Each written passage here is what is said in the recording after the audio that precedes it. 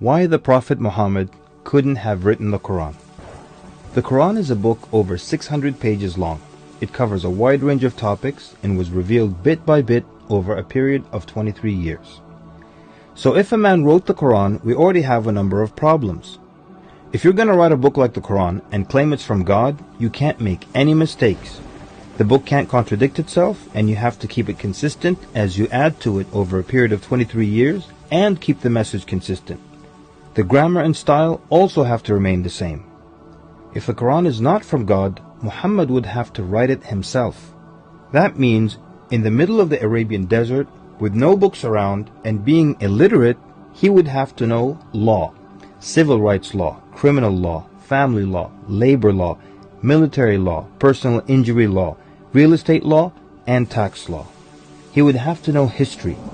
With little to no Christian presence in Mecca, he would have to know the stories and events in the lives of the prophets before him, the history of past nations, Judeo-Christian religious rulings, and he would have to know it well enough to somehow offer additional information and details not found in those books.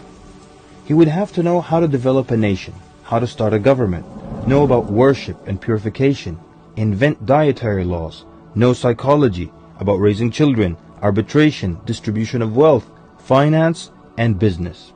In the area of science, he would have to know embryology, oceanography, about plate tectonics, cloud formation, UV rays, know about plants, mountains, bees, the human brain, the Big Bang, and the expansion of the universe.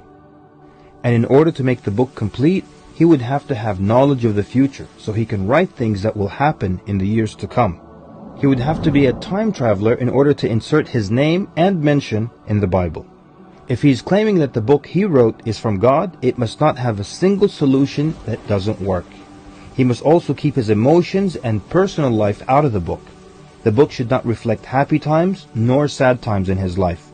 The writing should not become cheerful and optimistic, nor sad and gloomy as if a human wrote it.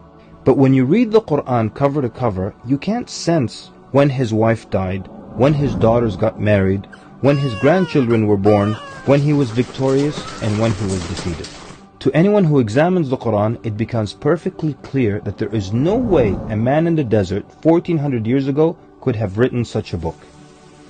But what if it were a committee of brilliant minds, a secret society that is in charge of correcting, updating, and rewriting the Quran over the years? Their job would be to make sure that the book appears to be accurate, has no mistakes or contradictions, and to keep updating it to agree with science and the changing world. If that were the case, then there would be other versions of the Quran. Due to edits and improvements, we would have new edited versions and old versions with mistakes. You would be able to detect different writing styles and influences from the different authors. The problem with all of that is, there is only one Quran. So one man didn't write it, and a committee didn't edit it, so where did it come from? What if clever devils dictated and influenced a man to write the Quran?